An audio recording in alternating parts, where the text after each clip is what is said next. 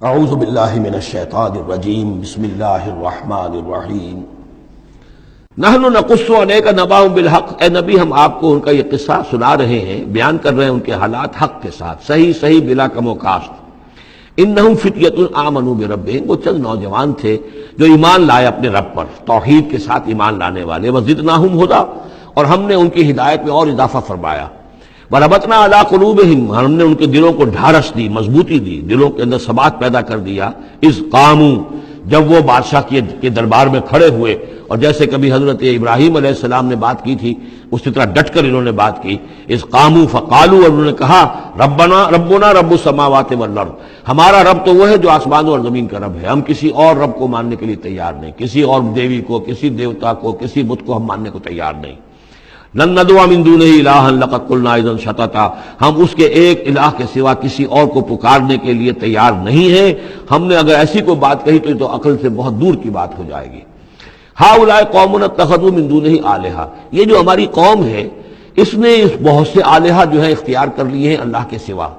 انہوں نے اختیار کر لیے ہیں بہت سے آلہہ اس کے سوا۔ لولا یاتون علیہم بسلطان بین، تو کیوں نہیں وہ پیش کرتے ان کے اوپر کوئی دلیل، کوئی سند، کوئی اللہ کی طرف سے اتاری ہوئی سند ہو، کوئی آسمانی کتاب ہو۔ فمن ازلم ممن افترى علی اللہ کذبا، تو کون ظالم ہوگا اس شخص سے بڑھ کر کہ جس نے اللہ تعالیٰ کی طرف جھوٹ گھڑ کر منسوب کر دیا۔ تمہارے لیے اب مہلت صرف چند دن کی ہے، اس میں تم فیصلہ کر لو، اگر تم اپنے دین سے واپس نہیں پھرو گے اور ہمارے دین میں واپس نہیں آؤ گے، اپنے دین کو چھوڑ کر نئے دین کو، تو تمہیں ہم ہلاک کر دیں گے۔ اب یہ وہاں سے جا کر مشورہ کر رہے ہیں۔ وَإِذِ اعْتَزَلْتُمُوهُمْ، اور دیکھو جب تم نے اب ان سے اپنے آپ کو علیحدہ کر لیا ہے، وَمَا يَعْبُدُونَ إِلَّا اللَّهَ، اور ان ہستیوں کو بھی تم نے چھوڑ دیا جن کی وہ پرستش کرتے ہیں اللہ کے سوا۔ فَآوُوا إِلَى الْكَهْفِ، تو اب آؤ کسی کھو میں، کسی غار میں پناہ لے لیں۔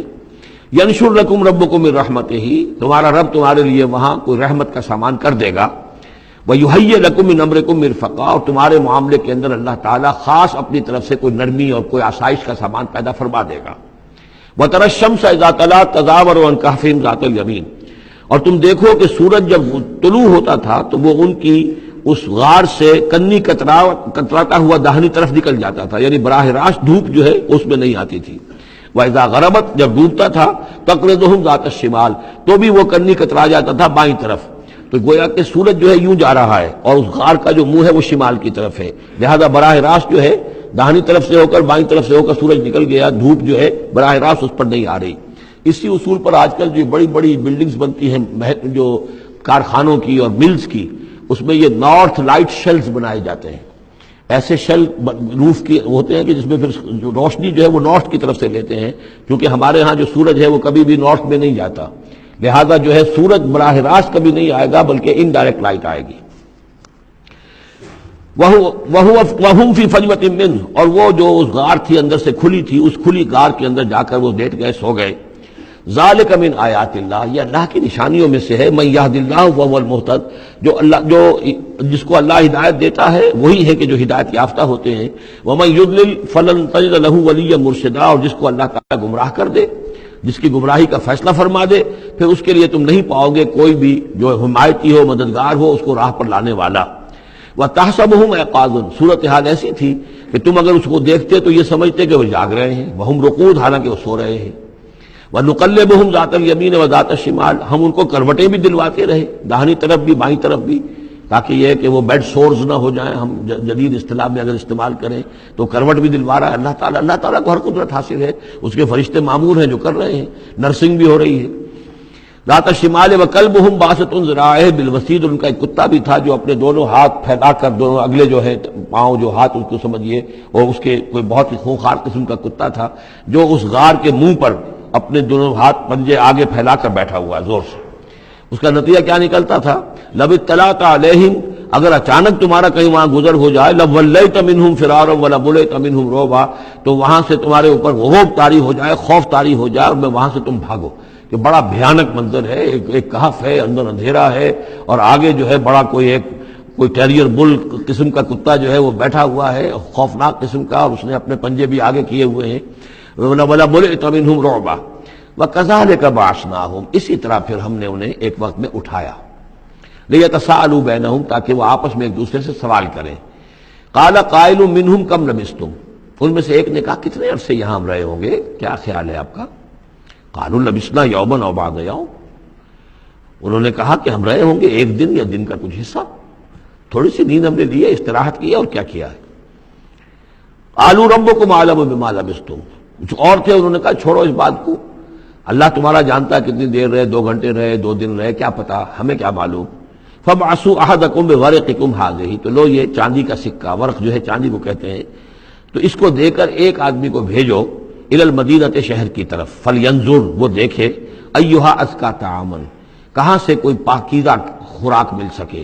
ظاہر بات ہے کہ وہ ان کا جو تصورات تھے، موحد بھی تھے تو وہ پاکیزہ کھانا بھی چاہتے تھے۔ ایھا ازکی طعاما فلیاتکم برزق منہ، تو اس میں سے کچھ ہمارے لیے راشن لے آئے، ولیتلطف، اور دیکھے کہ وہ نرمی کرے، کسی سے جھگڑ نہ پڑے،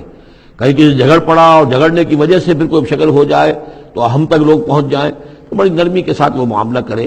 یہ ولیتلطف نوٹ کر لیجئے،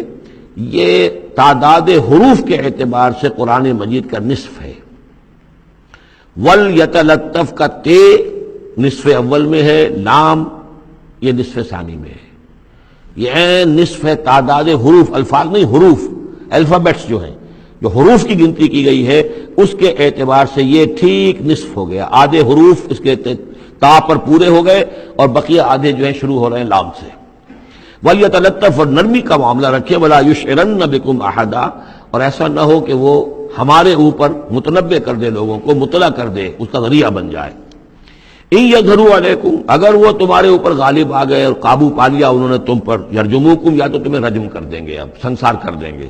او یعیدوکم فی ملتہم، یا تمہیں مجبور کریں گے اور اپنی ملت میں، اپنے دین میں وہ واپس لے جائیں گے۔ ولن تفلحوا اذا ابدا، اور اگر ایسا ہو گیا تو پھر ہمیشہ کہ تم فلاح سے دور ہو جاؤ گے، پھر نہیں پا سکو گے فلاح کبھی بھی۔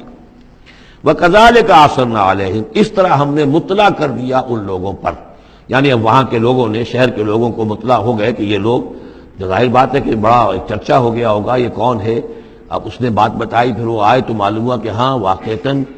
کہ ان کے حالات، کوئی 7 آدمی ہوتے تھے ایک زمانے میں، اور وہ کہیں روپوش ہو گئے تھے، گم ہو گئے تھے، کہیں نہیں ملے تھے، پوری مملکت میں تلاش کیا گیا تھا، پھر ان کے حالات ایک تختی کے اوپر لکھ کر جو ہے وہ خزانے میں رکھ دیے گئے تھے، وہ تختی کہیں نکلوائی گئی، 300 برس سے زائد پرانی بات تھی، اس کے اوپر وہ قصہ پورا کا پورا لکھا ہوا مل گیا،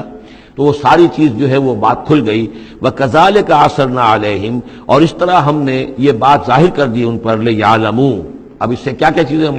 واضح ہوئیں،